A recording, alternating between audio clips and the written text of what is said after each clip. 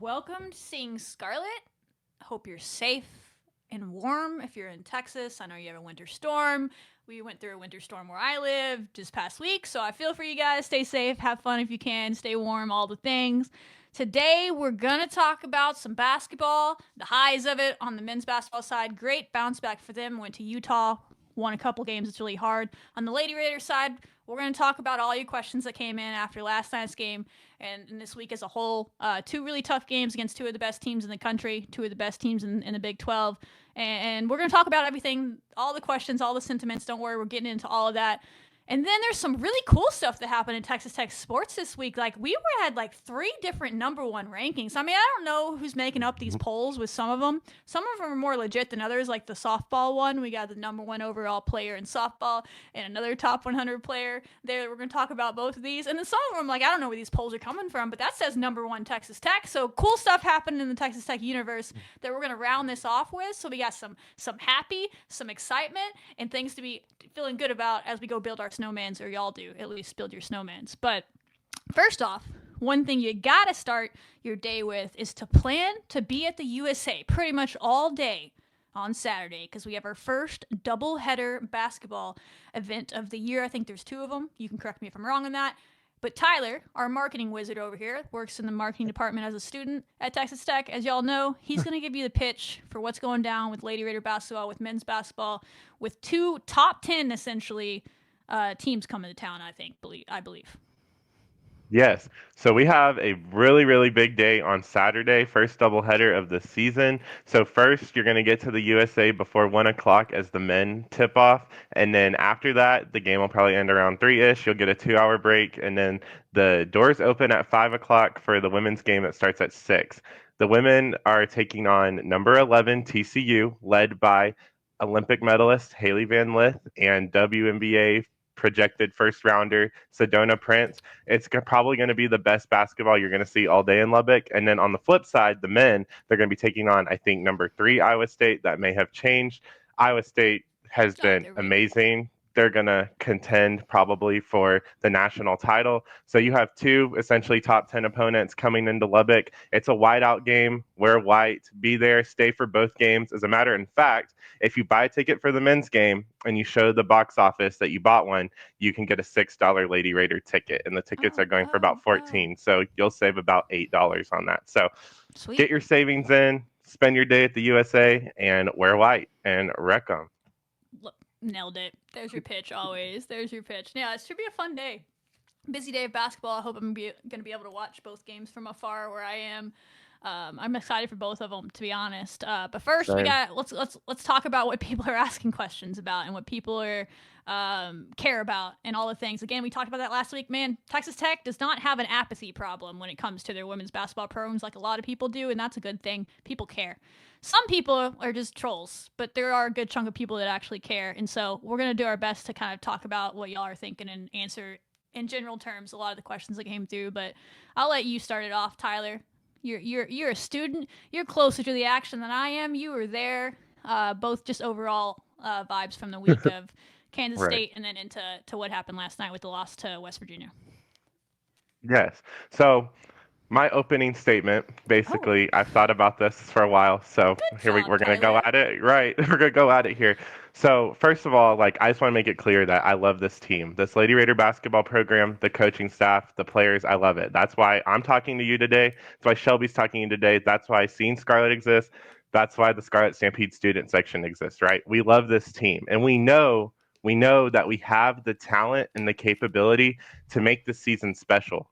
We have 14 games left. That's about 7 weeks. And 7 weeks, you can do a lot of things. That's a little under 2 months. You can turn nothing into something. You can turn the tide of this season and get on the right path. I mean, you can basically go to the NCAA tournament still. You have those 14 games left, but you have to show me that you're going to be willing to do that. And I think that when you look at the first half of Kansas State, that it was really hopeful. Like, it was part of it where I was so invested to the game that, you leave the first half almost feeling like angry because of missed opportunities, but it's a good type of angry.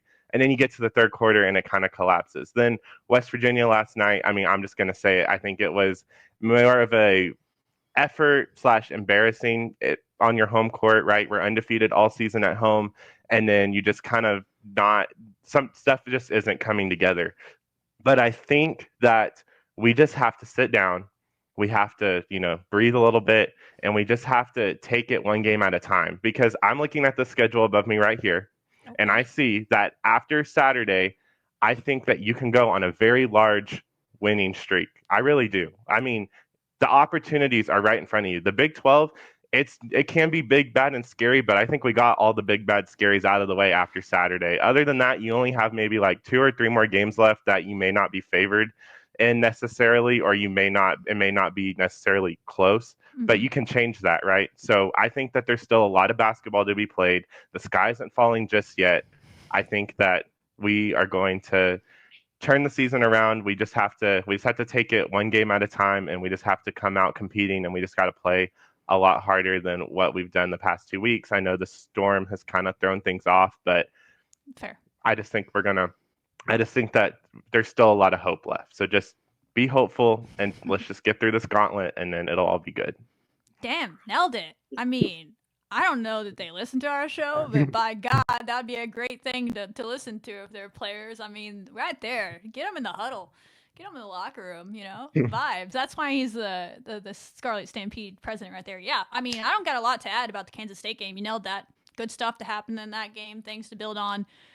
Kansas State's a very different team than West Virginia, so it wasn't going to be like directly translatable into this game. We knew that, but you got to remember what you did well in that game, and hopefully it translates over into future games. But this is an absolute gauntlet. We talked about this. I'm going to be honest. I hate doing predictions, and y'all twisted my damn arm into doing it last year and made me go through the schedule. I'm not doing that again, but I will say I still picked the games before. I do that all the time. I had us going 2-4 after the first 6 games. We're really not off that pace, right? I knew the first 6 games in conference were tough, especially the last 4 in a row against, when the schedule came out, the top 4 teams in the conference, right? 3 in a row against top 20 teams, 2 basically top 10 teams, 1 that was a top 10 preseason team. Like, I knew it was going to be tough. I love this team. I thought, hey, we could pull an upset here or there. Absolutely possible, but I didn't necessarily pick it. So now we're just 1 game behind that. And I agree, Tyler's going to preview Iowa State in a minute. I think there are opportunities there if you can get over the road, kind of get that wind in your sails and go into a really tough environment to play, but it's also a fun environment to play, so hopefully you feed off of that in Iowa State. There's opportunities there. Not saying you can't do it against TCU. Go shock the world as well at home. We'll talk about that in a minute, but there's opportunities ahead of them. So yeah, they're really, mathematically speaking, in all these things, they're really not anywhere different than where they were last week or when conference started for me, outside of that Arizona State loss. And hey, does that mean you could just go steal another one, or maybe you only get 10 wins in conference, whatever. That was, for me, counted in winning at least 11 or 12. So that's where I'm at. You nailed that. Mathematically, the season is so far from over. So far from over. Kansas State, there was good stuff. The problem was the West Virginia game last night. Just the overall demeanor of that, unacceptable on the staff side, unacceptable on the players' side. Sounded like maybe in the post-game press conference, both sides took accountability for that. We don't get to hear from the players, but it sounded like that was kind of talked about in the post-game press conference. So that's great. I think they get that. I'm hoping that doesn't happen again. It can't happen again. Because that's the main thing here. It's like, yes, mathematically the season is not over, but they got to figure that out. But I would also like to say this, and this is getting at some of those questions we were getting, is anyone that's been around sports in any way, should know this is not that special. This is not that unique. This is not some woe is me tragedy that we're going through right now. This is sports. This exact scenario, essentially, is happening all over the country right now as we speak for other programs, and has happened earlier in the year for other programs in the Big 12 and otherwise, and they've already had their moment where they had to figure it out, or they did or they didn't. It's not that special. So I think that's the important thing to say here, because I think sometimes people deep it a little too much. It's just sports, and they have a decision to make here. And you said just need to sit down and talk and breathe, and I think that was the perfect thing to say. Is they just have to sit down and decide what they want the rest of the season to be. And all we can do is hope. And I would like to add the caveat, because sometimes people try to read between the lines of what I'm saying. I don't have any insight into any of the dynamics of this team outside of watching the games, studying the games, researching the games. So please, for the love of God, do not read between the lines of anything I'm about to say. I'm speaking in general terms in sports.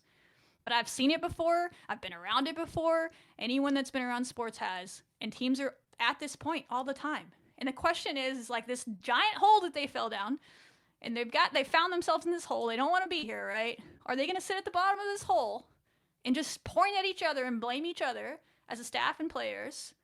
That's one option, and you see that around the country all the time, is everyone just sits down there and they're like, this isn't about me. Everyone's telling me I'm hot shit. This doesn't have to be about me. It's because of the coaches or it's because of my teammates. It's not about me. I'm just going to sit down here, let the timer run out, wait for someone to come rescue me, and we'll be done. I'll waste a year. I don't care. At the college level, you can get away with that, to be honest. Someone will come rescue you. At the pro level, they won't. At the college level, someone's going to come rescue you probably at the end of the year. But why waste a year? But you see that happen all around the country. I've seen it happen in different sports. I've been in pro sports. I've been in minor league sports. I've seen it everywhere. And I've seen teams do just what I'm talking about. And my God, it's miserable. It's miserable to be around. It's miserable to be around. So I hope we don't choose that option. The option I hope we're choosing, and it sounded like maybe a little of this started based on the press conference, is all we can hope, is kind of what Tyler said too, is sit down and talk. Is you got to have honest conversations. And it's not that special. It's not that unique. The same verbiage is being used, or maybe not the same verbiage, but the same discussions are being had, is they just got to be honest with each other. And for me, it's about belief in each other. Somewhere along the way, particularly after Christmas break, this team looks like they maybe lost a little belief in themselves and in each other. Not that they don't like each other or that there's not a team bond, but like the belief that they can do what they want to do out there. I feel like something has chipped away at that over the year. Something has chipped away at that in the last couple weeks. Where did that go? You know what I mean? Like, how do we get that back? And I think that's where you have to be honest with each other. And like I said, it's not that special. It's not that unique. This is happening everywhere. But we got to be willing to be one of those locker rooms that's having those conversations and saying, instead of just like pointing at other people, like you really do have to point at yourself first and be like, hey, I effed up. I'm sorry. I apologize. I was not my best self in this game or whatever game. Again, I'm speaking in hypotheticals, not about specific players and not about this team. I hate that I have to make that disclaimer every time. Just in the grand scheme of sports, in those moments, you got to stand up and say this was on, a large part of this is on me. I didn't feel like being here, having a bad day, whatever. I didn't give you what I can give you. I can fight for you. I can't promise you I'm going to make every shot moving forward. I can't promise you I'm going to not make mistakes or not turn it over. But I can promise you that I'm never going to step on that court and not be ready to fight for you again and not believe that we as a team can beat them together. I'm not going to ever do that again. I can promise you that, but I need this from you, right? And then that person's got to be like, got you. I can give you that. This is what I got to do. And I'm saying this, and it may sound cheesy, but this is happening in locker rooms around the country. I've seen it. I've been a part of it. Some form of that. And that's what I'm hoping is happening. And that's going around, and the staff is included in that, right? And the players got to feel in a position and feel comfortable enough to be like, hey, coach, I effed up this. This is what I got to be better at, but I really need this from you. Can you help me with this? Can we do this? And the staff has to be like, you know what? I hear you. Let's try this. And it's open conversation. And it's not that dramatic. It's not that special. It's not that unique. It's just sports. And that's happening everywhere. And I genuinely believe that. I mean, not just believe that, I know that, right? I've seen it with my own eyes in different ways. And it's really cool when you see it happen and those journeys happen. Mathematically, they're not out of it, all those things. They just got to get back to believing in each other and believing in themselves and loving basketball. Like, damn it, y'all are good at basketball. Like, y'all, they're so good at this damn sport. And y'all are so much fun to watch when you're playing that way and you have that belief about you. And they just have to find a way to get back to that. And that's what I'm hoping. They're only words. We can only go off of press conferences, but it sounded like maybe some players stood up in the locker room after the game and spoke. And they have a couple good days of practice. And I'm not saying that it's like you're jumping out of that hole that metaphor, if you want to go back to that. You're not jumping out of that. You're going to crawl out of that. You're going to carry each other out of that. And if there's people that don't want to do that, bye, see you later. But the ones that want to do that, you're going to have to crawl out of there. It's going to take time. So I'm not saying if they lose to TCU, well, by God, they did nothing. No, you just need to see progress. You just need to see fight against TCU. And then you need to build on that fight and that progress against Iowa State. And by God, if you win that game, let's cook. And then you get to that stretch of the schedule that everyone has been like, hey, this is where you can make your hay. Sucks the Big 12 did this to you. We get it, but that's where you can make your hay. So as long as they're focused on that and they actually want it and they want to have those tough conversations, that's the truth. It's not that deep.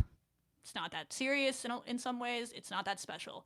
Like, I've seen some people, like, making some crazy statements, like this is, like, the like, World War, like, it's, like, the craziest thing they've ever seen. It's just sports. I don't know how to explain it to you more than that. This is happening everywhere in sports all the time, and it's how they respond. Either they sit down there and point at each other, and they say, I'm just going to wait for someone to rescue me, or they sit down there and say, F this. This is not the legacy I want to leave this year. This is what I effed up on. I'm going to do this. What are you going to do? I need you to do this, so on and so forth. They're competitors. They figure it out, and they get back on track to that team that we heard about before the season that was doing that, the team we saw in different games this year that was doing that, and so on and so forth. So that's where I'm at with it. I don't really need to say anything more about K-State and all that. I think Tyler nailed it, but that's all I can hope. I can't tell you if that's going to happen or not. That's all I can hope at this point. But the season is so far from over, but they got to do the work. They got to get back to believing in themselves, got to get back to hooping, got to understand how damn good they are at this game and start having fun and all the things. And I think that'll fix a lot of the more basketball side of this. And we won't have to have these conversations, hopefully, moving forward that I hate having. I just want to talk about basketball.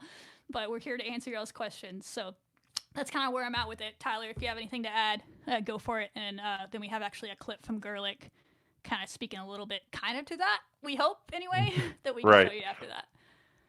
Yeah, no, I completely agree with what you said. Like, other than the Arizona State game, you weren't necessarily picked to win any of these tough games, right? And I feel like that Arizona State game has kind of made this season now more of a mental game. And it goes back to what you said. You can either point fingers at each other, or you can sit down, regroup, and then play as a team and work hard. And what I liked about the press conference last night, and I know we'll probably get into it, but I don't know if we showed this clip. Gerlich said that she wants there to start to be more of not necessarily a set in stone starting five, but she wants to have like a few players that are fighting for that spot on the court. She doesn't want to just throw in a random bench player and then they're doing the same thing that maybe the starter was doing wrong, and then it's just the snowball effect, right? She wants there to be players that are fighting for spots, play with aggression, have some fight in them, compete. So I definitely think that from this point forward, yes, you could go on maybe a one or maybe another two game losing streak after this, but at the same time, you just have to gain some mental toughness because you know that the schedule is going to get easier ahead of it. And that just comes down to what she said. You're going to have players that are going to fight for that spot in the court. You have bench players that want to fight to take that spot, and then you're back in a good place. But it's all a mental game, I think, right now after how we started 2025. So I think that's kind of where I'm at. Yeah, and I think that was the toughness of this schedule. Is you're like, damn, that's going to be a mental test. And we're doing okay with it in Kansas State like that. We didn't really fail that mental test too much. Kansas State does that to everybody. There's no shame in losing to. They're about to be top 10 Kansas State. We lost to them by 20. They just went on the road last night to number 22 Utah and just took them to the woodshed. Utah's like one of the most efficient offensive teams in the country, and they only scored 47 points against Kansas State on their home floor. Similar game, really. They were only down 9 at halftime, and then just the third quarter got there, and it was like, sit down, and the game was over. Similar, they had a really bad first quarter as well. Like, if you go look at it, it wasn't there. And you listen to that Utah coach, and like, this is really similar sentiments that we were saying after this game. In that game, he's like, I just didn't recognize my team. Don't know what that was about. There was no fight. There was no fire in their eyes. I'm gonna have to fix that as a coach. Like, it's happening all over the country right now for a lot of teams. It's not that deep. It's not that special. They can't wallow in it and feel like it's special. And if anyone has that weird mindset, like, this is sports, like, time to grow up and get back to believing in each other. And furthermore, on that case, whatever has chipped away at that belief, I can't answer that. They can answer that. They know what has somehow infiltrated them, whether it's internal and they talk it out, or it's external stuff. If it's people like us and media, stop watching it. I'm not saying they watch us, but there's clips and things out there. If they see them on social media, don't watch it. If social media is not good for you, get off social media till May. Again, let me preface this by saying I'm not talking about this team specifically, but if your family or friends are talking negatively about your teammates or the team in general or the staff in general to try to lift you up, I've been in those situations and it's awkward. and that can create doubt in you, if that's happening at all, just say I love you, family, I love you, friends. But unless you have positive things to say about me and my teammates and my team, I just can't hear that right now. I just cannot hear that. Talk to me in May. You have to have that maturity about you to just talk about it together and figure out where did we lose that belief? Where did that team that was hearing all these things about the summer and they were running and they were gunning and they were giving it to the practice squad, which is a men's practice squad, and all the things that I heard, y'all, the things that I heard and the things we've seen in games. What happened? Where did that go? You know, whatever those things that chipped away at it, was it going home for Christmas break? I don't know. I can't answer that. They can answer that. And so they just got to be mature about it. They're young adults, but they seem like a really mature, bright group of people. I don't know them, but they seem like a bright group of young women that kind of have their head on straight, and they're really good people. I know that much. They just got to be mature enough to want this and make the changes moving forward. And that's what they got to do. So let's watch this clip from Gerlich. It's a short one. If you want to watch this whole press conference, last I checked, it wasn't on YouTube, but usually they'll post it eventually. I think it's on the Texas Tech website. If you want to watch it, there's like 11 minutes of it, of Gerlich answering some pretty honest questions throughout this, if that's something that interests you. I'm extremely upset that we don't have more fight. And I just told the team, like, it's something I'm doing because I'm not pushing the right buttons for them, because they got to come out and fight. And it doesn't matter what defense people are in. Like, it's basketball. It's like what's inside of me is greater than what's inside of you, and I'm going to get after it. And it's not always going to be perfect. It's not always going to be great, but like the effort and the fight has to be.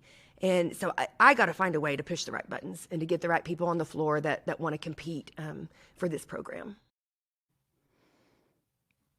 I mean, yeah, it goes both ways. It's a two-way street, right on. And they got to figure that out. And I mean, I was listening to this, and I'm not calling out a specific player, but I don't know why it hit my brain when she was saying, like, you got to want it more than the other person and all that. It just hit my brain that when we did that Danae Fritz video on Danae Fritz, like, a quote that she had about herself is like, if it's between me and another person, I just want it more. I know I'm going to want it more than them. I'm going to go get it, is what she said in this quote about why she rebounds so well. Where's that all the time, you know? Like, she can bring that all the time. Like, where's the fight from the Houston game? Like, we were ready to go to blows for each other. Do you remember that? We were ready to fight the Houston basketball team for each other over a jump ball. Speaking of Danae, I think it was Danae, right? She held onto the ball, loved the competitive petty, and the other girl didn't like it, and she tried to step up at her, and Bailey got in the middle and said, not with my teammate. You're not doing that to my teammate, and was talking, and then she tried to come at her, and the refs had to separate it, and our bench was right there. They were losing their absolute minds. They were laughing a little bit, but they were ready to go. If a fight was going down, they were going to fight together. They were ready to go. Like, what happened to that fight? You know what I mean?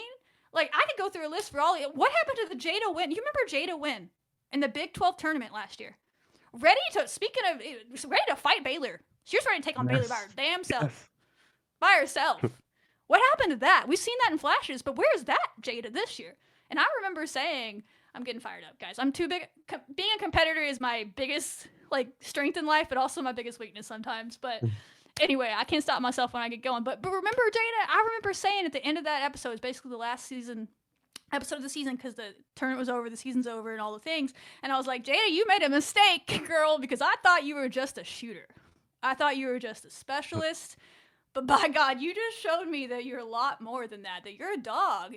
And I said something to the effect of, you made a mistake, because now I know it's in you, and I'm going to expect it. And I feel like we kind of saw that to start the year. And I don't know if she has an injury going on or something, and those are things we don't know. Where's that, you know?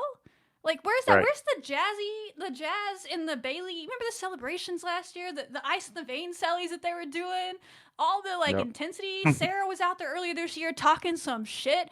2 small celebrations. I mean, Danae was swatting shots and hyping up the bench in game 1, staring down the Florida State girl. Like, Logan's out there flexing.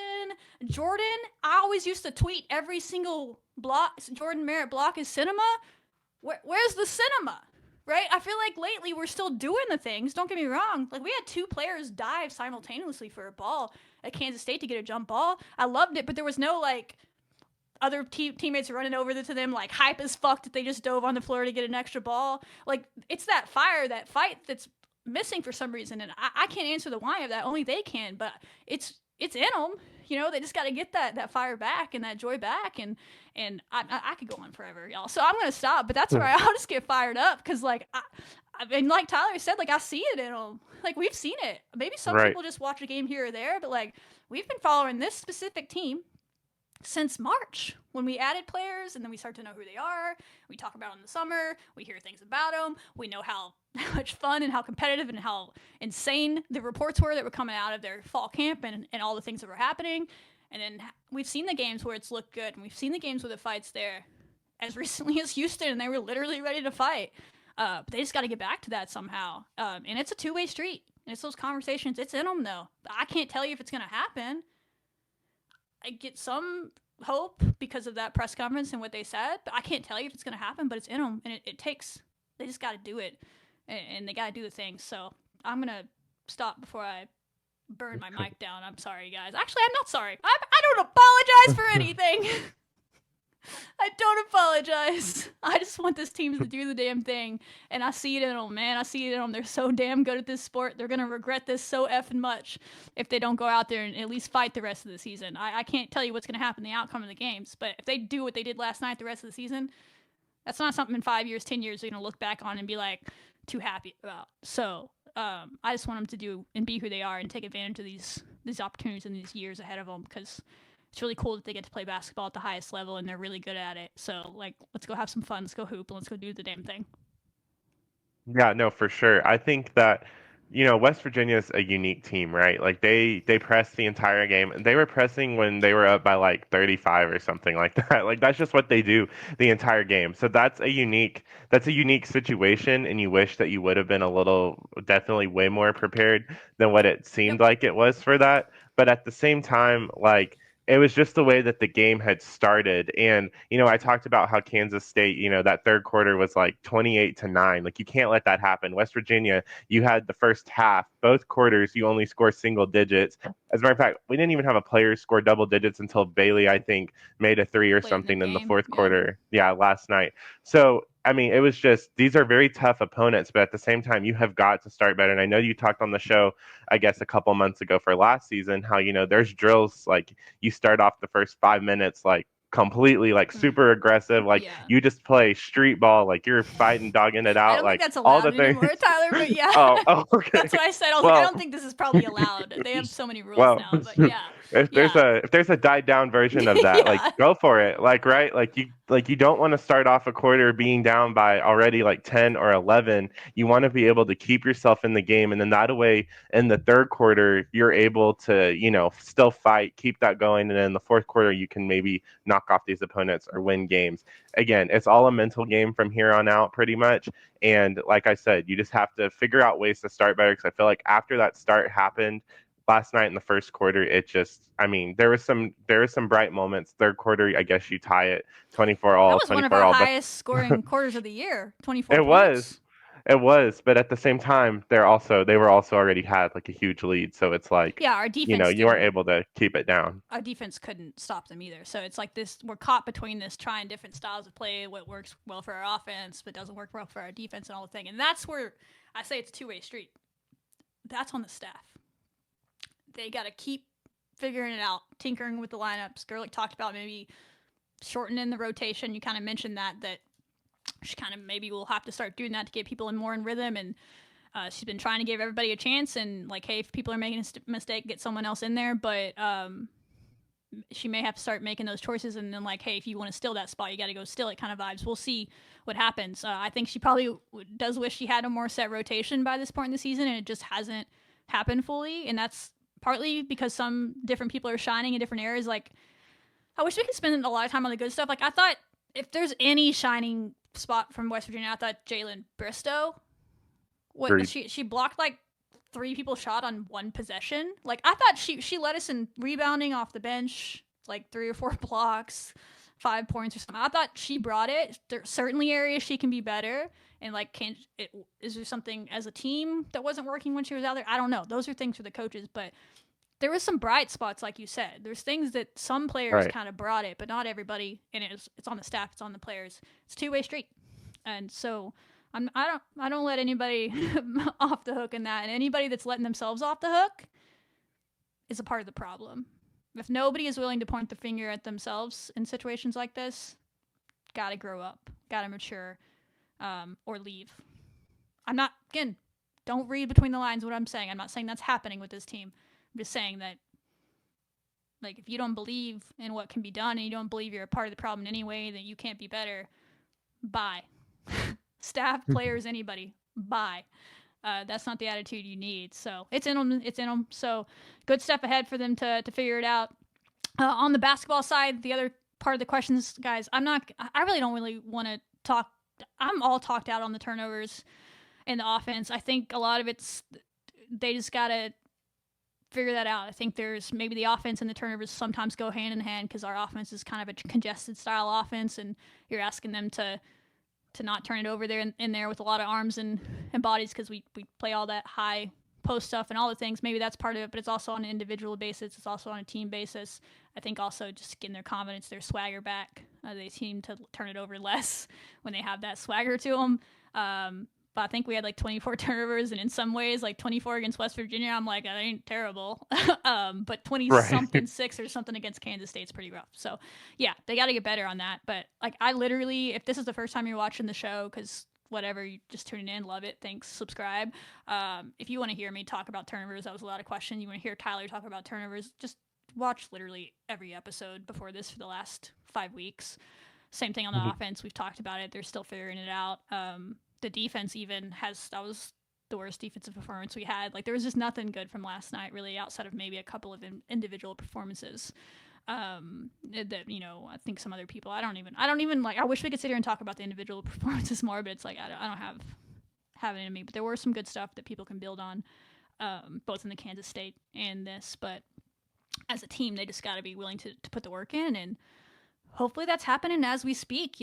Sound like maybe good thoughts and things happening in the locker room, and they were willing to have those tough conversations, and there's going to be some hard practices this week, and come out and fight more on Saturday for you guys at 6 p.m. or whatever it is against TCU. So might be one of the few teams that a lot of people actually know some names coming into this game on, because got a couple of social media superstars. But give them your preview on TCU coming to town. Number 11 they'll be number 11 when they come to town because it's just Saturday. So, yeah. Yes. Yeah, so TCU, or the Horned Lizards, they're not frogs. They're coming into town. This is probably, I don't know if we've ever had a active Olympic medalist come to the United Supermarkets Arena, but so let me know if it's happened before, but this is such a cool. Didn't the United States women's team play in this Spirit Arena? They might have, actually, now that you think about it. Yeah, they probably have. Yes. But in recent very, memory, very rare. Yes. Yeah, a college player, perhaps. Right. Player. I'm with that. Very rare opportunity in Lubbock. But TCU's a great team. They're number 8 in the net. Their coach really loves the net, as you've talked about before, net nerd. He's a nerd about it. Yep. Yeah, so they do a lot of things that will try to improve their net. That's why it's so high. But they're 16-1, 4-0 in conference. We play them Saturday, 6:00. Be there, wear white, all the things. But let's kind of get into this TCU team. So this team is pure WNBA talent. This is what Coach Gerlich was talking about last night. So first, the biggest problem that I think we're going to have to deal with, and what we dealt with last season when we went to TCU, is Sedona Prince. She's their center, and she's just good at basketball. She's 24 years old. She's been there. She's been in college forever, right? But I think this is finally her last season. She's going to use her last year of eligibility. So we just have to deal with it for 2 more games, right? NCAA's handing it out like candy. Don't get your hopes up. Exactly. So she averages about 18.1 points per game, leads the team in that, 9 rebounds per game. And then the biggest thing that she's known for down low is she averages almost 4 blocks per game. And of course, she leads the country in that stat. So every time, if you're undersized, she's just going to swat that ball out of your hands. So you have to think of creative ways. Yesterday, I watched the Kansas game whenever they played Kansas. I will say she's a little slow getting up and down the court at times. So that's where you want to see that. So, yeah. Yeah. That's where you want to see Bailey to Sarah. We've seen a little bit of that, where Bailey lobs it over to Sarah and she gets a quick little layup.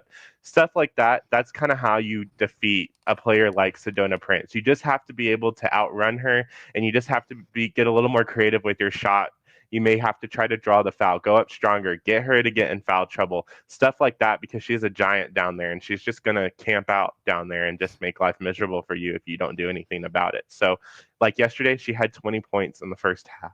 The first half. I watched that game too. They literally, she could have had 50 if they didn't get bored of just handing it to her. Exactly. Like it could get very, very, very rough if you don't necessarily have the best plan for it. So hopefully we're looking at it and we're figuring out creative ways to deal with Sedona Prince. I can't even hold it against them, but I hope they find a way. Right. And then next is Haley Van Lith. Now, Haley Van Lith, she's in a unique situation because she's at TCU now. And I think everyone would say that last year she was not her regular self. So we know that there's a way to get into Haley HVL's head. There's a way to, like, get her to not be playing the best, as we saw at LSU. But now she's starting to find her spark a little bit. She's averaging 17.9 points per game. She leads the team in assists and is 12th in the nation with about 6 per game. Most of those, she's just lobbing it down to Sedona Prince, or she's going to drive to the basket, or she's going to shoot a three. She's just a really good basketball player. That's why the United States chose her to play on our 3x3 basketball team, and that's why she got a bronze medal, right? Like, she's just pure talent, and it's really cool. It's going to be a cool opportunity to see her, but we also are going to have to be able to lock down on her on defense. We know that she can have off games. We saw it last season, but you're just going to have to try to have a plan for her and try to stop her, because she is the one that's mainly running the floor.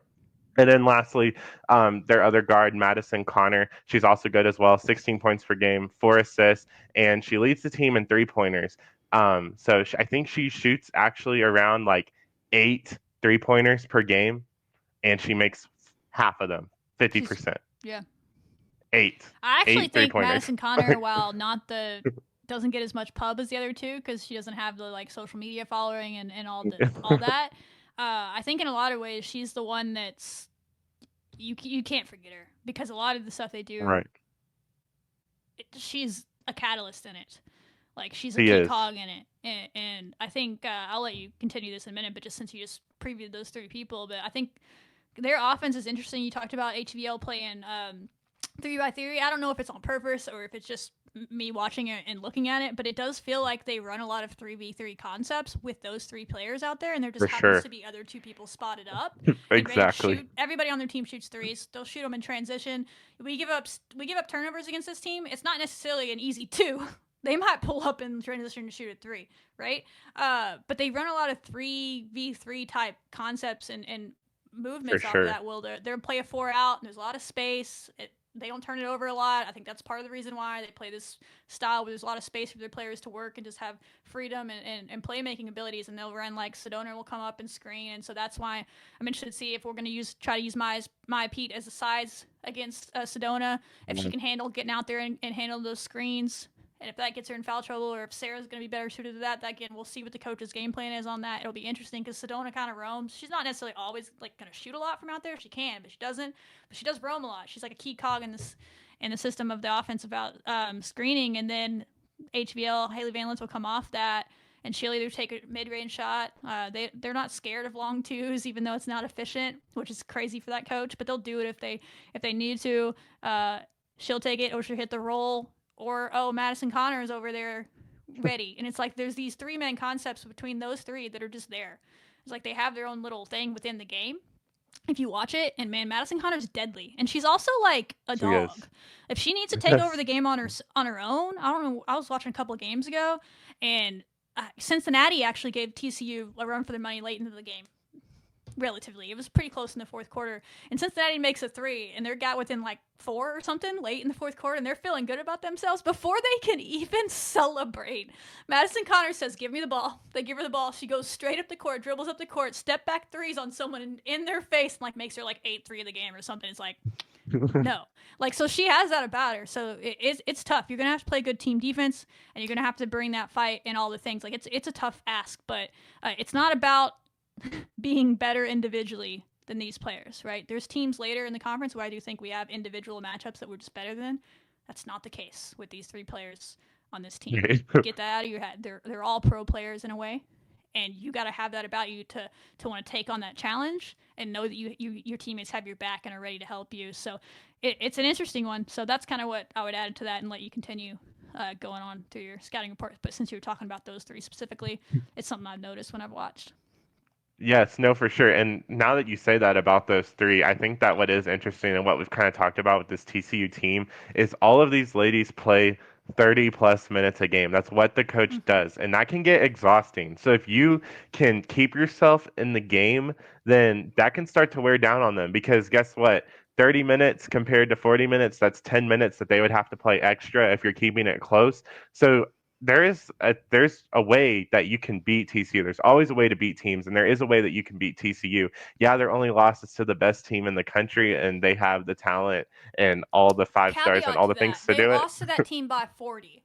We cannot Yes, beat TCU by 40, but by God, can we right. beat them by 1 point? Why Exactly. not? Yes.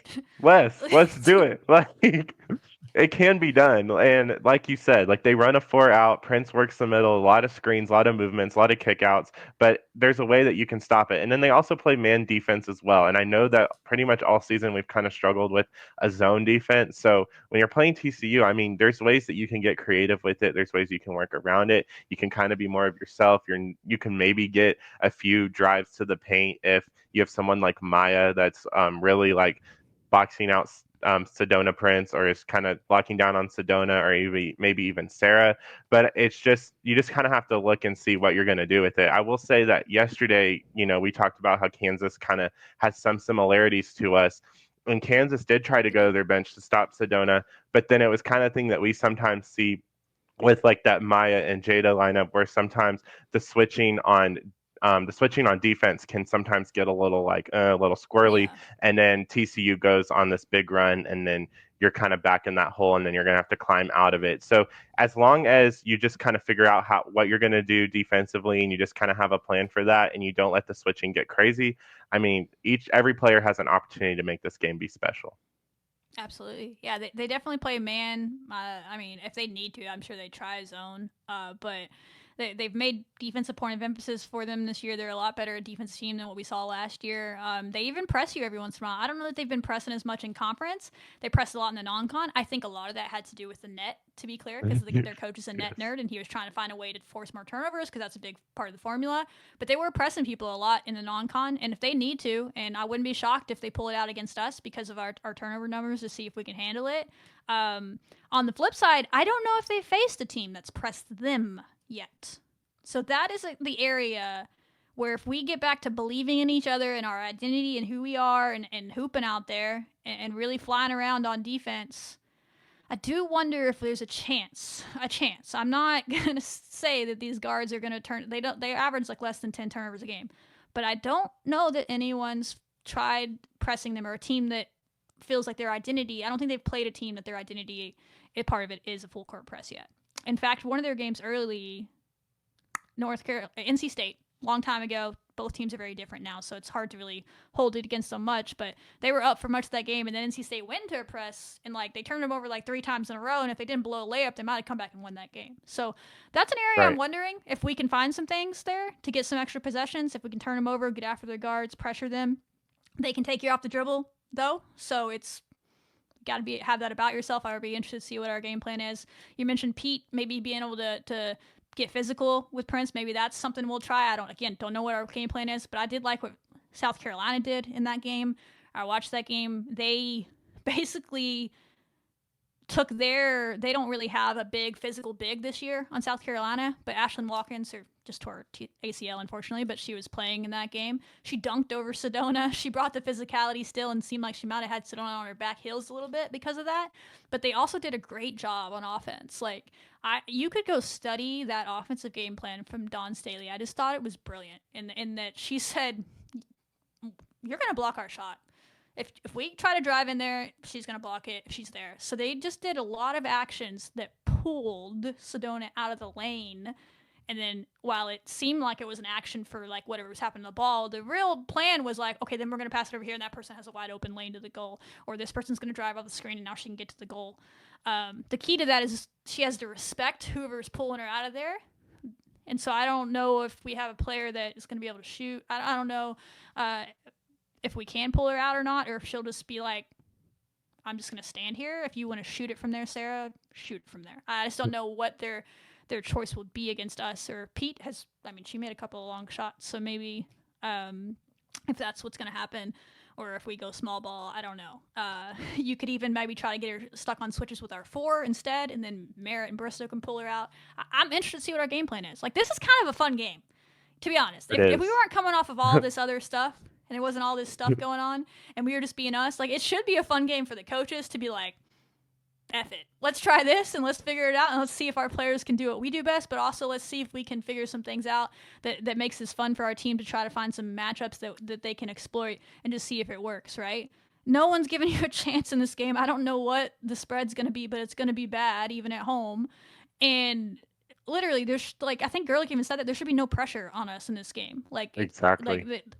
This team shouldn't have pressure anyway on them, in my opinion. That's a whole other discussion, but like, that shouldn't be a thing. Like, it should all be about them internally and just seeing and having fun and testing themselves against this game. So I wish it wasn't coming in a stretch of 4 in a row against the top 4 teams in conference, so they have this kind of whatever's going on. But I'm hoping they kind of clean slated that from last night, and they're already kind of focused on this and excited about the opportunity to go out and test themselves against one of the best teams in the country.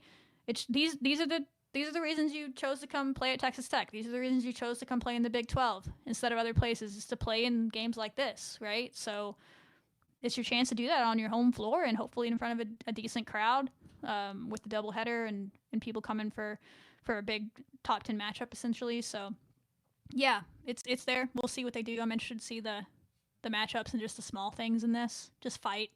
Like, if the baseline fight's there, then everything else from there is gravy. It's just like, okay, let's see how we match up and let's see what we do. Just bring the baseline fight and let it play out from there.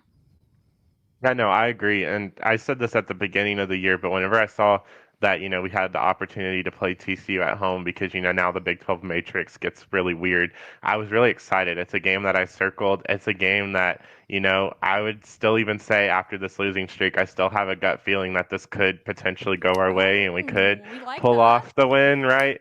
And again, it's going to come down to how we play with aggression, but it's also going to, I think, come down to, like, you're going to have people that are going to be there to help hype you up. So, the crowd, like, please, I can't, like, stress this enough. Like, please stay after the men's game. I know the men are making a movement for 15,000 there. Let's just keep the 15,000. Let's make them open up the second bowl.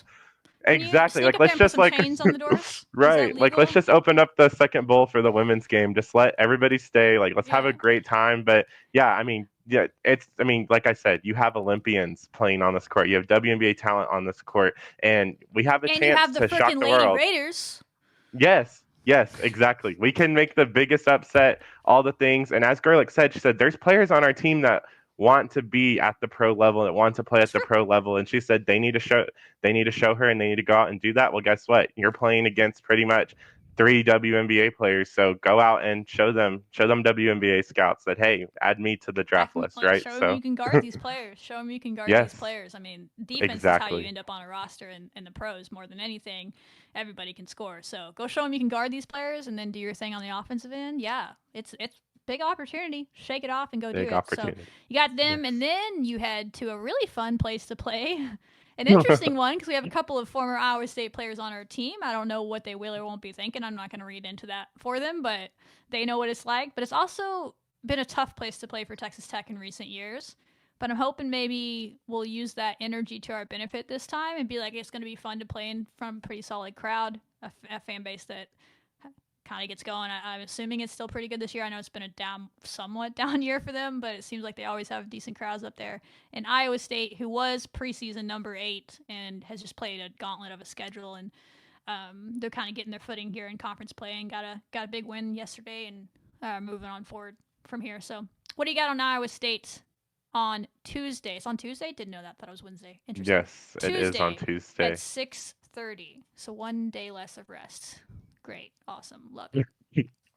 Yeah, so Iowa State, like you said, they're kind of having a unique year. This isn't the Iowa State team that I think a lot of people are used to, and that's just because everyone's talking about last year they were a bunch of freshmen that just balled out. This year they're kind of in a sophomore slump, and it does have a lot to do with they did play a lot of great teams at the beginning of the year. I mean, they took on freaking, like, I think South Carolina, UConn, like Iowa. They took on a bunch. Iowa, yeah, it's like a bunch of, like, phenomenal teams. So they didn't really get the wins in those, and that's how they've kind of dropped significantly. They're 49 in the net. At one point, like Iowa State and us were kind of on top of each other. Obviously, since then, that's kind of like been what larger of a space. But like I said, they're 2-2 in conference. They're 11-6. But I think that this game is honestly winnable in my opinion. We've stopped Iowa State before last year. They had a magical year last year, but guess what? We had to answer. We were able to stop them. You just have to have a player that's gonna replace Riley McKinney and shoot 5 threes in the first half. Adley and And, Jada. I mean, yep, I'm an gonna be honest. So, explosive. I don't know what team it's gonna be, but some team is gonna hate their lives soon because both of those are gonna go in fuego Yes. soon, and we're gonna have a regression to the mean soon. And I just feel sorry for who that team is. I'm here for it if it's gonna be Iowa State. Let's do it. For sure. Yes, because Audi Crooks is like that's their biggest player. And I think last year we even got her into some foul trouble. We were able to like kind of find some ways that we were able to guard her on the defensive end, but she averages 23 points per game and she leads the team with 7.8 rebounds per game. She's not really her and Addie Brown, who's their guard, they kind of are tied in rebounds. Addie Crooks she'll rebound, but again, she's also kind of on the shorter side.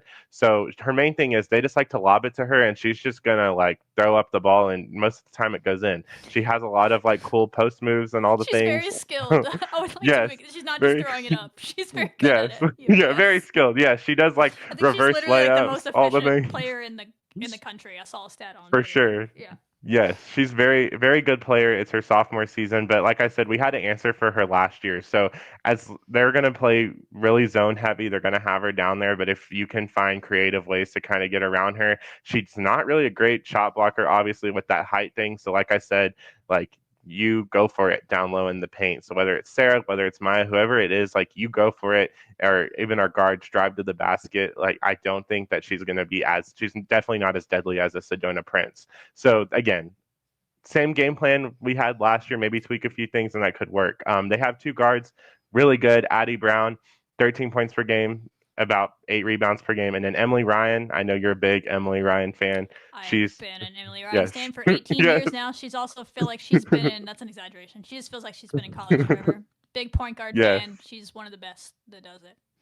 Very good. She has 2 steals per game. She leads the team. She has 6 assists per game, leads the team, and she scores about 9 points per game. But like I said, she's really great guard. She facilitates. She has a great vision on the court. Really great player. Iowa State does run more of like a 4-out, kind of like TCU, and they have Audi down there. But Emily Ryan is a threat from all over the place, even Addie Brown as well. So you definitely just have to kind of have a plan for that. They don't necessarily shoot a lot of threes. I was looking at their three stats and they will shoot threes, but it's That's usually a nothing big part of super their game. significant. I haven't paid attention Yeah, to their but stats this year. I That's guess interesting. looking at their stats, they don't like there's maybe one or two players that average like maybe 1 or 2 threes per game. It's nothing super like significant, I thought. So that's something that is a little interesting. And then the only player that has been really good at the 3-point shooting that had like maybe 2 threes per game is Sydney Harris. We I was a played big against fan her of her. last year. I was Yes, a big fan she of her was in the at portal 2 TCU. years ago, coming out of Central Michigan. She ended up at Tennessee, TCU anyway. It's fine. I'm clearly okay Yes. about it. I'm not over it.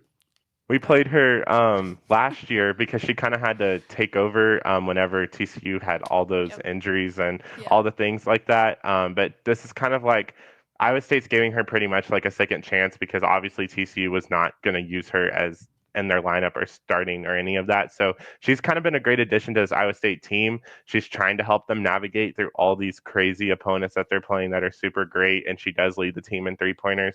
She's pretty much been the one that's been doing that. So like I said, there's about 4 players that you just are going to have to watch out for, and they play a lot of zone. So I know we've struggled with the zone, but please let this be the game that we figure it out, exploit them, shoot the threes, Adley, Jada, We've had really all good the moments things. against the zone as well. It's just been like a little bit of a We roller have. coaster. Right. So yeah, Sydney Harris, you can definitely go at her defensively, but she's a little bit more protected in the Iowa State defensive scheme because it is a zone. That was kind of the thing against TCU is she would get buckets, but you could basically just go score on her on the other end. But in a zone, she's a little more protected. I will say that Iowa State has played more man this year than I've seen from them. They've tried against certain teams. Now, I don't know if they will against us or not. They're probably going to, hey, y'all are going to have to prove to us that your shooting is going to get back on track. But they remember what happened last year, so they have shown that they're willing to do that. Now, if they do that, you have to take advantage of Audie Crooks in the man, and you have to pull her out. But what they're going to do that I'm not sure that we will be able to take advantage of. So this is where I'm like, if we start hitting threes, I do think that they will switch to man. And what they're going to do, because they did this to Utah the other night, is Audie Crooks is just going to stand there, and she's not going to chase her man. And she's going to dare our 5 players to shoot. And our 5 players do not, typically. But I don't know if Sarah's taken a 3 all year. Maya's shown that maybe she can make some deep 2s, so maybe she can take her on that at least there. But she literally just stood in the lane, and that's how Utah beat them, is because their 5 players hit all their 3s in that game, and they got hot, and they took advantage of it. Because she's just not going to chase people around. It's just not her game. Like, it's not fair to ask her to do that, so they don't ask her to do it. And they switch to man because you can't really play zone against Utah because they are a great 3-point shooting team. And so they had to play some man against them, and their game plan was like, cool, Audie's just going to stand there. She'll step up on a screen or 2 here or there, but she mostly stays in the lane. They're not trying to get her out of position. And they had, their 5 players had to prove they could shoot it. So I wouldn't, as much as I know that they're a zone team, I would... and I'm sure we'll be prepared for it. I would not be shocked if we do start hitting 3s and proving that we have the shooters that we can do that. And I mean, Adley or Jada or Danae or Jalen or Bailey or Jazz, like, we're a good shooting team. We just have to get back to being it and believing in ourselves and that confidence, all the thing. Like, we got shooters galore. I can't even get into the stories I was hearing in the summer. Like, I want to see that team so bad again. I want to see what people were seeing and telling me about. Like, it's in them. And maybe this is a game where it starts happening. I don't think they're going to stick in it like they did last year, because they just kept letting us do it, and they just kept letting us shoot. If we get that hot, don't be surprised if they go to man, but their plan for that was if Audie's out there, she doesn't play the whole game, so there are another 5 player that might be a little bit better at it, but she is out there a lot.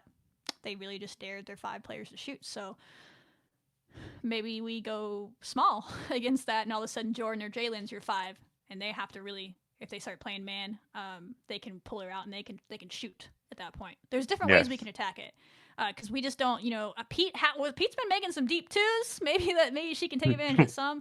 I just don't think Sarah wants to shoot out there at all. I haven't seen it. So I'm telling you right now, if we go man and Sarah's out there, Audie Crooks is standing in the middle of the lane and saying, "Shoot it." I'm not even bothering getting up on the screens because I'm not going to get caught in the wash because you're not doing anything but screening and rolling to me anyway. That's what she's going to do. It's just smart defense by them. So that's what they'll do, but we just have to be ready to take advantage of it, switch the lineups if we need to, and all the things. But very capable of beating this team. You just can't get in your head about the atmosphere. You got to mentally be excited about it and want to go in there and do it. And yeah. Yeah, I think we played, last time we won in Hilton Coliseum was in 2020. So it's been a hot minute. So let's go do that again. Last time hopefully. We were there was the game that Danae Fritz pissed me the hell off. At the same time, she was on the other I side. talked about it on this show. I was like, God, that girl is so annoying. Also, will you come play at Texas Tech? Like, I said those words on the show, and her and Bailey were going back and forth. That's the last time we were there, and they beat us up pretty good. So now she's on our side, and that makes me feel better. We got Jalen on our side. We got some dogs on our side, along with the dogs we have returning and all the other people. So hopefully we'll go a little bit better, and we can compete a little bit better and get that win. Because if you get that win, that 2-4 start that I was thinking was on par anyway, you're right. You're there all of a sudden, and all this doesn't matter. Who cares what the score margins were? You're still at 2-4. Like, so that's where it turns around real quick for this team if they have that about them and they're doing that work and they want it and they believe in all those things. May sound cheesy to people, but like I said, it's not that unique. It's not that special. This is not some tragic Greek tragedy that only they're experiencing. This is sports. You just got to grow up, mature, both on the coaching and the player side, and want it to make it happen. So there you go. As always, people were asking. I literally said we literally talk about this team for an hour every week. If you want to know, to people that were talking some trolls on Twitter that were pretending to care about this team all of a sudden. And I was like, hey, if you really want to know, we literally spend an hour talking about them every week, whether we plan to or not. And we're an hour on the dot. What do you know? So there's Lady Gator basketball. Go do the thing. An opportunity to kind of rewrite your narrative, close the forts, or circle the wagons, as they say, and just let it be about them and block out all the noise. Whatever they got to do, it's about you guys. Who cares what anybody thinks? Like, use that to you. Hopefully that motivates you and pisses you off a little bit. Whatever it needs. I don't know what they need to motivate them. It's their thing. But yeah, so I'm excited to see them fight on Saturday, and I'm really excited for that Iowa State game for sure. Yes, 2 great opportunities for you to turn the season around. So we'll see how they do it. Go team. Men's basketball. What a week. It's really hard. We talked about that last week. It's Utah's not a good basketball team. Like, right. What's going on with that team? Like, the weakest 6'9" players I've ever seen in my life. They're just out there flopping all over the place. They had so much of a size advantage on us. Like, those are the people that piss me off so much. I've talked about that women's basketball and men's basketball. You cannot be that damn tall and be that damn soft. It was cracking me up. But anyway, that was Utah. So we took care of business. Not an easy thing to do. And then, I don't know if you have any thoughts from that game specifically. My thoughts are more about the BYU game. Utah, you took care of business. You dominated, especially in the second half. I thought there was some defensive growth, signs of defensive growth that gave you some encouragement after a slow start. And you hope that would build over into BYU. Would you agree with that on the Utah take?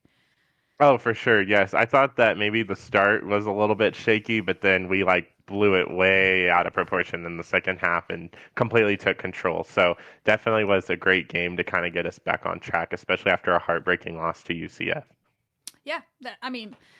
We talked about how this is not unusual, this situation the women's basketball team is. The men's basketball was literally on the mat last week.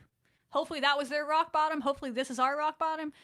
And they came together as a team and they kind of said, okay, enough of that. We're going to figure it out, right? And they did that because to go 2-0 on this road trips, you got that win. To go to BYU is a tough place to play. Tough place. I think they beat us at home last year, didn't they? And so different team. Different coach. We beat them. We came back at last minute. It was a little bit of a crazy game. Yes. Yeah. I remember that little controversy in that game. Yeah. But our stats were very similar coming to this game. Offensive, both at times had struggled defensively, and I was like, who's going to play the defense to figure it out? And there were times where we looked really good in this game, and sometimes where we were like, not, but that's Big 12 basketball, and we didn't let it affect us. And that was the good thing about this game is, unlike UCF, is they didn't let those runs get too big, and they had resilience about them. I thought the coaching staff called really, really good timeouts and really well-timed timeouts to stop some of these runs, and the players responded well to those timeouts. And they would go on their own run. And honestly, BYU did the same thing. They would respond well out of their timeouts. And it was really kind of back and forth for most of the game. And sometimes you feel like, oh, here we go. And then we'd stop it. And then we get a lead. And they're probably like, oh, here we go. And then they'd come back until that last 5 minutes. And then we just took over.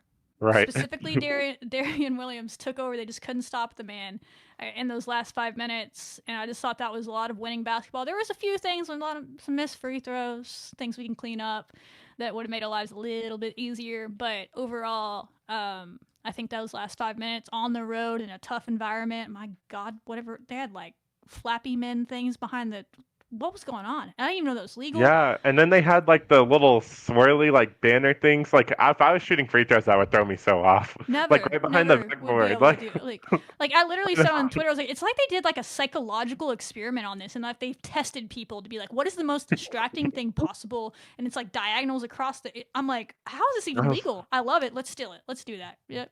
Scarlet Stampede, get some flappy guys going in the background. But we actually shot better in the second half, I think, in the first half. And the halftime team for BYU, which, bless their hearts, was half asleep. But anyway, that's a different storyline. But half asleep, and they were talking about how in the second half, when teams are going towards the rock, which is what their student section's called, they shoot 4% lower when they're shooting into that. And I'm pretty sure we shot better. I think we did too. We love breaking trends. So, yeah, it was big. I thought Elijah Hawkins was a dude all game. He was kind of him all game, and then kind of kept us in it, and then Darian Williams took over late. But I liked it. It was good basketball. I love to see some resiliency, some Big 12 basketball, fight through it on the road. That's the team they can be, and everyone knows they're talented if they just play a little bit of defense because they're first in the nation in offensive field goal percentage and all these things, which is a weird place to be for Texas Tech, but you can't just be offense. And so it was good to see them play enough defense to then let their offense take over late. And so this team can be special if they keep putting it together that way and keep growing. So that was good to see. Right. I think that what was significant about the BYU game is the announcers kept harping on that, which, by the way, like BYU having a whole entire panel just for their games on ESPN Plus for halftime, that was mind blowing to me. We need to get one. Let's be the panel for Lady Raider basketball. Context. It's because they were an independent university for so long. So that's why when you watch their athletic, all of their productions are typically like so good. Like their softball production was so good. Their soccer production. Right. It's because like they didn't have ESPN or anyone. They didn't have anybody to do it for them or like a Big 12 network or whatever to help them with it. They just had to do their own stuff or it didn't get on TV. And so they had like they have a full blown TV production set and all this stuff. So I'm sure they got the big like, we're just gonna keep doing our thing if you let us. And they're like, okay, so but ESPN's like, whatever, we'll take the game off. It's fine. Right. But one thing they kept harping on though was that neither team had a quad one win, so they were basically in a battle to get that. And I'm really glad that our men's team was able to take over those last 5 minutes and get that quad one win, because that's been something that a lot of fans, a lot of people were, questioning. Like, all right, you didn't play maybe the strongest of non-conference schedules, so now, and then you have missed some opportunities to get that quad one win. So when are we going to see that quad one win? And it happened on the road against a really, I think, what will be a really good BYU team. And maybe the men's basketball team broke the Utah curse, because I mean they swept Utah and BYU. So maybe our teams from here on out will just keep on sweeping them. It's a tough place to play. I don't know the altitude or what's going on. It's just a tough place. So it wasn't just the teams. Like BYU's a really good team. Utah's not. We get that. But just it's a really hard place to go on a road trip, and to win 2 games they should be proud of that. And now they get to build on that. Going into Iowa State, we're not going to preview that. We don't have time, but they played number 3 Iowa State on Saturday. Like, Iowa State's a good basketball team. Well, I think the students are back on campus, right? It should be pretty packed, right, for the most part. Like, it should be going crazy in that arena for that. That's what we're making it actually to get into the Houston men's game, because Houston hopefully will keep being good, hopefully, and turn things around and be like a top team. We're trying to make that be like maybe a camp out game or something. So, but or early admission. So in order for early admission, students have to attend a certain amount of games, and the doubleheader on Saturday is required of that. You have to go to the men and the women's game afterwards. So hopefully students come back early from break because they want to get into that Houston game early. So we're expecting hopefully a good turnout. Yes. Yes, what do you for sure. It's cold outside. Spend the whole day in the USA. Maybe get a pizza party or something in a break room, and they don't have to leave. Coaches can pay. Do a snowball fight outside in between games if they make you kick just out. Make sure you come back in. That's all I ask. So that's cool. For sure. So that's men's basketball.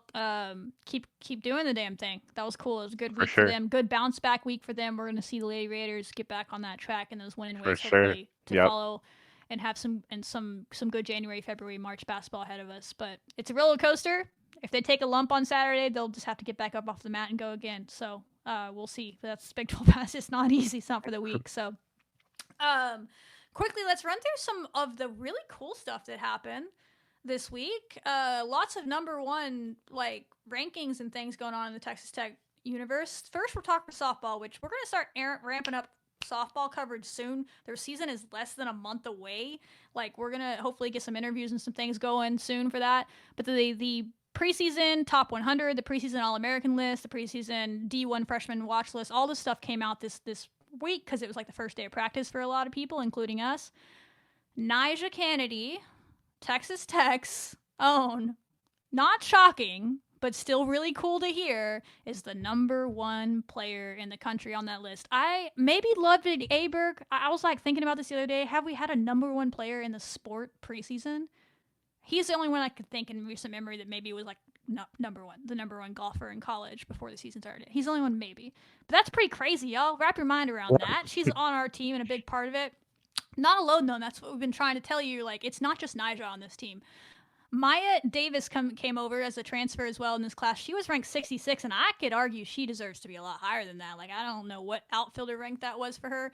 A lot of the top 100 players or pitchers, if I'm being clear. But so she's pretty Right. high up there. She's probably top 25 position players in the country, if I'm guessing. But still, I think she could she could be much higher than that by the end of the year. Like, she is electric. She's won the Golden Spike Award her freshman year 2 years ago, which is like the leader in the country in stolen bases. She just didn't have to steal as much last year, but they'll set her loose if she needs to. She'll be making crazy catches in the outfield. I'm talking between her and Logan Holloman. I mean, where are you going to hit it? Good luck. Right. So yeah, she's going to be so fun. I'm really obviously excited to watch Naja, but I'm really excited to watch Maya closely because she's made some spectacular plays over there at Louisiana.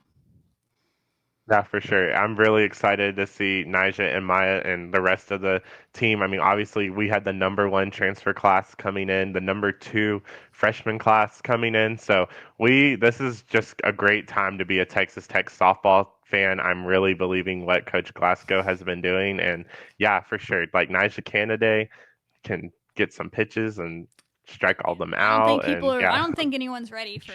No, we don't. I don't think so either. We don't know what to expect with softball. It's something that No. Texas Tech fans have never experienced. It's about to happen with For our sure. softball team. So buckle in. I hope they can live up to what the expectations will be, but also not let them get too big because it's not really fair. Like, I'm not trying to put College World Series expectations on them, even though that's what they're getting. People are because like, you predicting. still have to prove it, no matter how good your players are. Our program's never done that, right? And so this could be a 2-year plan. Most of these players will be here for 2 years at least. So like, you could be building towards that. But yeah, I think hosting a regional would be insane. But speaking of that freshman class, we did also have 2 players. Haley Toney probably played a shortstop for us. Was on the D1 freshman watch list, as well as Sam Lincoln, who's a left-handed pitcher and got rave reviews from the staff. If y'all want to go back on YouTube, you can find the interview. Maybe if I'll remember, I'll drop it in the comments for y'all. But interviewed Jerry Glasgow a couple times now right after he got hired, but then again a few weeks ago after fall ball, and he talked about all of his players, but he talked about Haley Toney and Sam Lincoln both shining, so it's no surprise that they end up on that list. So some shining stars on both the veteran side and the freshman side that you're good to see for a few years. So yeah, softball's going to be huge. Right, yeah, no, and speaking of Haley Toney, I wasn't able, I don't think, to catch a game with Sam Lincoln, but the game I went to for fall ball, Haley Toney, oh my gosh, she's great. She's a really great softball player. Like, y'all, Texas Tech, y'all are gonna Super love freak her. She athlete, I is hear. Smooth so good, on yes, defense, ahead of her for years. sure. They're trying not to put too much pressure on her, and so I'm going to try to follow Right. that lead. It's unfair to like expect too much of a freshman, but I think his words, and I'll just paraphrase because I don't know it verbatim, but if you watch the interview where Haley Toney is a freshman, when you look at her, that you see at Oklahoma. The freshman you see going to Oklahoma Yes. and Oklahoma State and UCLA. She has that build to her. She has that athletic ability to her. And then when you watch her play, you're like, oh, that's a All-American freshman right there. And so it's cool Right. that we have one of those. And so we'll see how it goes, but she'll build into it. I think at minimum she's going to be a great defender from everything I heard. For She's sure. smooth, and we'll see how her bat catches up to this level. But she was doing some things in fall ball, it sounded like. So excited to see her get going and get off to a good start, hopefully. And then quickly, football, another number one Porter class. I don't know who's ranking all these things. Sounds like On 3 did this one.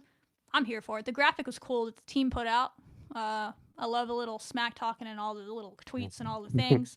So shout out football doing the thing. And then also just as an athletic program overall, again, don't know the validity of these studies, but if they're going to call us number one, we're going to promote it. CNBC put out like a study on finances and talking to people and facilities and fan support and all the things. And Texas Tech was the highest rated program in this list. It was every program in the country in the Big 12. Number one in the Big 12 as far as facilities, fan support, financial support, all the things. Haters don't like it, but it's success needs to follow on the field sure. and all the things, but man, the fan support, the facilities, they're damn good. There's a reason these big time transfers keep coming here. I'll just say that. Yeah, no, for sure. And I think I also saw something where athletics had their highest GPA of all time too. So they're doing it on the court, they're doing it in the facilities and training, and they're also doing it in the classroom. So this is the place to be. Lubbock is the place to be. So hint, They hint, are. please And then come to Lubbock. quickly to wrap it up, speaking of Lubbock is the place to be, soccer picked up a transfer commit. I'm going to pull it up so I say, make sure I get her name right. I have to scroll back. Where is it at? Where is it at? Here it is. Sophie Neves, I believe is the name. I'm pretty sure she's definitely related, but I'm pretty sure she's the sister of Maddie Neves that we did a story on as a 2026 commit. So they won't play together this coming year at Texas Tech, but in 2026 we'll have a pair of sisters on the team, it sounds like, which is really cool. She's from Utah. We joke all the time, like, if you get soccer players from Utah, that's a good thing. Just like if you get them from Colorado, it's just a hotbed of talent. Right. So I'm not going to say no to it. So we're going to have 2 Utah players on the team. In a couple of years, we'll have her. She is a freshman, will be a sophomore next year, transfer from Alabama. Was an ECNL Northwest All-Conference first-team honors her senior year in high school, senior travel ball years. She's had some good moments. Only played a little bit for Bama. Honestly, she might have even gotten to redshirt. I don't know if she used her. I don't know how that works in soccer, how many minutes she had to play. She might even have 4 years left. I'm not sure the details on her eligibility, but she's coming over from a good program, good athlete, and she's a forward midfielder, which she's joining a good group of forward midfielders on this team. So for good place to be, especially if you have old Macy Blackburn, let me pray, out there serving up balls to you as a forward. You have Kylie Barr back serving up balls from you from the other side. You got Sam Courtright back, just giving you assists and playing off you in the midfield, along with Peyton Parsons back. Oh my God, I get so excited about soccer every time I talk about it. I gotta stop. I love soccer so much. But one of my favorite parts of seeing Scarlett is how much it's allowed me to fall in love with soccer so much more. And I get so happy every time I talk about soccer. I just love that team so much. They're just good eggs, and they're just so good at what they do. So I'm always happy to have another one. So welcome to the family. Can't wait. Yes, very excited to see Texas Tech soccer and to see all the new people we picked up and our new recruits that are coming in, and then our veterans and returners. They're always a solid and great program here at Texas Tech, so very excited to see. I think they do have a spring season that they do, so I may go catch some of those games. Yes, I'll go catch some of those games, and maybe I can report back how they're looking. There we go. We can get a live report. Yeah, they have a spring season. They do some games on the road in the Metroplex, and that usually too, so if you want to go watch them, you can. Right. But yeah, they'll have at least 1 or 2. Usually ACU or someone travels up, New Mexico, someone to come up and play them. So those are always fun. I don't know who will. That'd be crazy if Sam's playing that. I don't know if they'd push it, but she won't be playing that. But you'll have maybe Kylie back at least playing. It's been a while since you got to see like someone like Kylie, and then some of these star freshmen that are getting on campus. Coming, we've seen them tweeting out. So yeah, soccer is starting to heat up for their spring season. So we'll talk about that when it's happening, but it's going to get into softball season at the same time. So they're going to get front page billing. But if you give me an excuse to talk about soccer, I will. I don't care what season it is. So we'll talk about them. Don't worry. So that's all I got. Be there Saturday, double header. Do the thing. Pay attention to all the sports. Golf is starting up. Tennis is starting up. We've seen all the preseason rankings coming out. We'll talk about those as we can. There's not a lot of content for us there. We can't really watch it, so it's not as easy to cover. But when we see results, we'll bring it up. But hopefully they can do the damn thing. But until next time, y'all, wreck 'em. Wreck 'em.